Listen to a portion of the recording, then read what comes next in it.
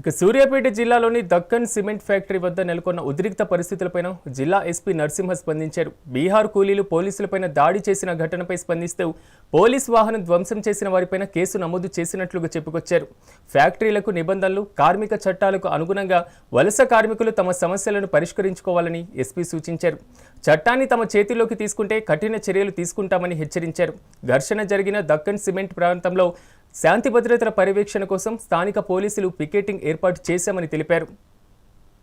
ఈరోజు Deccan cement factory దగ్గర some of the constructions workers గొడవ చేస్తున్నటువంటి ఇన్ఫర్మేషన్ తోటి మనకు పోలీస్ ఇన్ఫర్మేషన్ రావడం, పోలీస్ ఇమ్మీడియట్లీ ఇక్కడికి రావడంతో కొంతమంది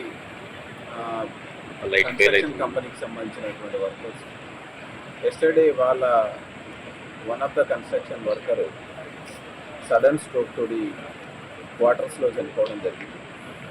దాని మీద కంపెన్సేషన్ ఇవ్వాలని ఇక్కడికి వచ్చి వాళ్ళు ప్రొటెస్ట్ చేస్తున్న క్రమంలో ఒకవైపు ఎస్ఐ గారు వచ్చి మీలో ఒక 4-5 వ్యక్తులు రండి, కంపెనీ యాజమాన్యంతో మాట్లాడుకోండి, ఇక్కడ గొడవ చేయొద్దు అని సముదాయించే క్రమంలో వాళ్ళు పోలీస్కి ఎగనెస్ట్గా రివోల్ట్ అయినప్పుడు police try to disperse. So అక్కడ దగ్గరలో ఉన్న స్టోన్స్ తీసుకొని పోలీస్ మీదకి విసిరేయడం జరిగింది, ఇక్కడ సెక్యూరిటీ రూమ్ మీదకి విసిరేయడం జరిగింది. సో దాంట్లో మన హోంగార్డ్ ఒకరికి సింపుల్ ఇంజురీ అయింది, ఎస్ఐ గారికి కూడా సింపుల్ ఇంజురీ అయింది.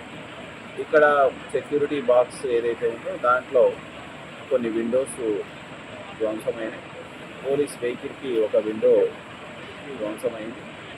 సో దీన్ని మనం పోలీసు సీరియస్గా తీసుకోవడం జరుగుతుంది. సో దీని మీద కేసెస్ బుక్ చేయడం, దాని మీద యాక్షన్ తీసుకోవడం జరుగుతుంది. అదేవిధంగా ఫ్యాక్టరీకి కానీ ఫ్యాక్టరీ పరిసర ప్రాంతాల్లో కానీ ఇలాంటి అవాంఛనీయ సంఘటనలు జరగకుండా టికెట్స్, ప్యాట్రోలింగ్స్ పెట్టడం జరిగింది. ప్రజెంట్లీ ఫ్యాక్టరీ రన్ అవుతుంది, కన్స్ట్రక్షన్ కంపెనీ కూడా రన్ అవుతుంది.